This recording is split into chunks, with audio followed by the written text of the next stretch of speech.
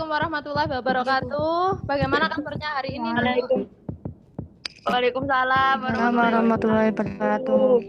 Oke, Alhamdulillah baik. baik ya. Sebelum kita mulai pelajaran hari ini, silakan doa dulu. Asma, silakan pimpin doa.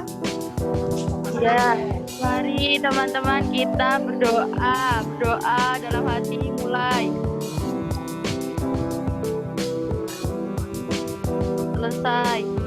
Oke, hari ini siapa yang tidak masuk? Asma? Tidak ada, Bu, semuanya lengkap. Bagus. Sudah tampil? Kalian tahu nggak ini gambar apa? Pengesahan UU oleh DPR. Pengesahan UU oleh DPR. Produk hukum apa sih yang dihasilkan oleh DPR ini? Ini mengklasifikasikan penggolongan hukum dan mendeskripsikan sumber hukum nasional. Nanti Bapak ada 3 penilaian juga, penilaian sikap, pengetahuan, dan psikomotor. Buat apa sih kalian kok belajar ini? Biar kalian nggak melanggar hukum gitu ya? Ya, oke. Jadi hukum itu digolongkan dalam beberapa golongan, yaitu berdasarkan bentuknya, berdasarkan tempatnya, berdasarkan masa berlaku, isi masalah, berdasarkan cara memutuskan dan seterusnya. Nah, dan juga ada sumber hukum. Selanjutnya Bu Eva ingin kalian mendiskusikan materi ini. Kelompok 1 ada Asmil, Asma, dan Alfonita dalam sumber hukum. Kelompok 2 ada Salwa, Dahlia, Oktavia, dan Fatihah membahas tentang ya, silakan kelompok 1 mendiskusikan dulu dengan bahan-bahan yang sudah di-share Bu Eva tadi. Ya. Gimana, Cik? Sumber hukum tuh apa aja, Cik? Ya apa aja sih sumber hukum? Iya, UU itu kan ya. UU. Oh ya. Gimana? Baca dulu, kuy. Kita harus baca dari buku. Oke, kalian sudah mendiskusikan tadi beberapa hal tentang hukum dan penggolongan hukum. Nah, materinya juga sudah di-share Bu Eva di Google Class. ya. Materinya sudah di-share Bu Eva di grup WhatsApp-nya, ada materi ajar, bahan ajar KPD dan tugas. Kalian sudah mendiskusikannya. Maka silakan sekarang kelompok 1 mempresentasikan hasil diskusinya. Silakan. Iya. Cika. Baik Ibu, saya dari perwakilan kelompok 1 akan menjelaskan tentang hasil diskusi kami. Jadi kita kebagian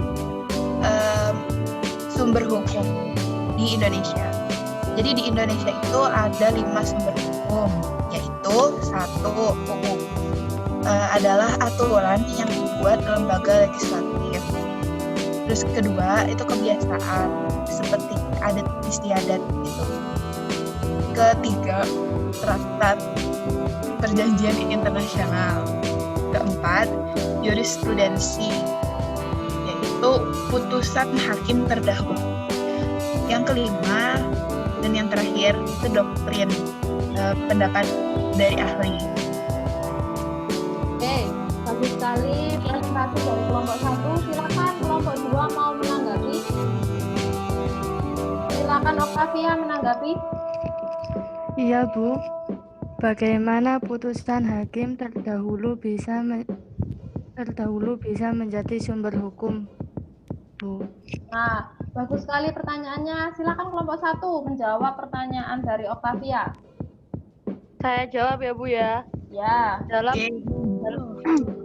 Dalam memutuskan suatu perkara, hakim harus memberikan penafsiran hukum.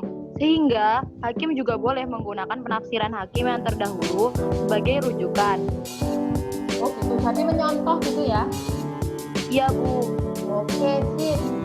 Bagus sekali, silakan. Ada tanggapan lagi? Atau sudah cukup? Cukup? Oke, silakan kelompok 2. Kelompok berdua mempresentasikan hasil diskusinya. Oke Bu, menurut kelompok kami mendiskusikan tentang penggolongan hukum. Kami sudah membuat dalam peta konsep berikut. Bahwa penggolongan hukum itu dilihat dalam berbagai penggolongan, yaitu ada hukum berdasarkan wujudnya, hukum tertulis dan hukum tidak tertulis. Hukum berdasarkan waktunya ada hukum saat ini dan hukum akan mendatang.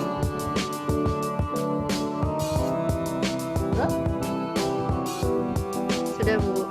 Oke, dan seluruhnya bisa dilihat di peta konsep yang sudah dibuat kelompok 2 ya. Oke, selanjutnya silakan yang mau menanggapi kelompok 2. Fatihah ya? Asnil ya?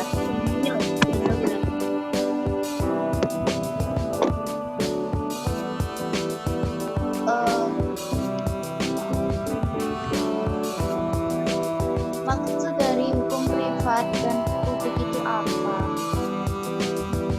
Ya, maksud dari hukum privat dan publik itu apa? Silakan dijelaskan. Octavia, kalau perwakilan kelompok 2. Nih, ya, poin ini yang ditanyakan. Silakan. Hukum privat itu mengatur hubungan warga negara dengan warga negara. Misalnya, pernikahan dalam hukum perdata. Kalau hukum publik itu mengatur hubungan warga negara dengan negara, misalnya pembunuhan dalam hukum pidana. Gitu Bu. Selanjutnya ada lagi pertanyaan? Hai Bu. Ya, silakan. Tadi kan ada pembagian hukum. Itu kan ada hukum yang akan datang. Contoh dari hukum datang tuh apa? Ayo silakan kelompok 2 tanggapi. Saya jawab ya Bu. Ya, silakan. Hukum akan datang itu ius constituendum, misalnya rancangan undang-undang. Ini katanya kelompok 2 tadi, hukum akan datang itu ius constituendum yang ini, penggolongan hukum berdasarkan waktu, contohnya rancangan undang-undang. Kalian bagus sekali, hari ini diskusinya luar biasa. Tepuk tangan buat kalian. Oke, saya ingin kalian mau menyimpulkan apa sih pembelajaran hari ini, apa yang sudah kalian pelajari hari ini. Saya ingin apa sih ya? Iya Bu. Disimpulkan. Bahwa hukum memiliki 5 sumber, yaitu UU, kebiasaan, praktek, jurisprudensi, dan teori. Dan hukum digolongkan dalam beberapa penggolongan, yaitu berdasarkan wujud, waktu, tepat, sifat, fungsi, dan sebagainya. Itu Bu. Oke, bagus sekali. Jadi hari ini kalian sudah belajar tentang sumber hukum dan penggolongan hukum. Luar biasa diskusinya dan pembelajarannya. Setelah ini saya ingin kalian untuk membuat ini tugasnya ada di sebentar. Tugasnya ada di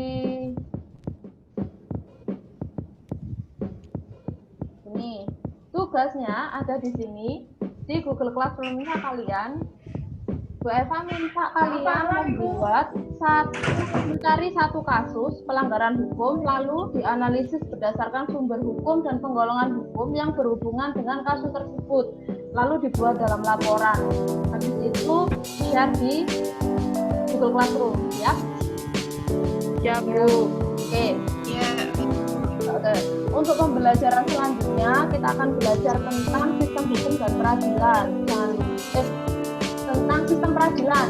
Jangan lupa nanti dibaca dulu, dan harapannya nanti setelah pembelajaran ini Bu Eva ingin kalian jadi warga negara yang taat hukum, warga negara yang baik dan cerdas. Ya. Ya Bu. Ya. Oke, saya akhiri pembelajaran hari ini. Semoga bermanfaat buat kita semua, menjadikan kita pribadi yang lebih baik. Saya akhiri. Assalamualaikum warahmatullahi wabarakatuh. Waalaikumsalam.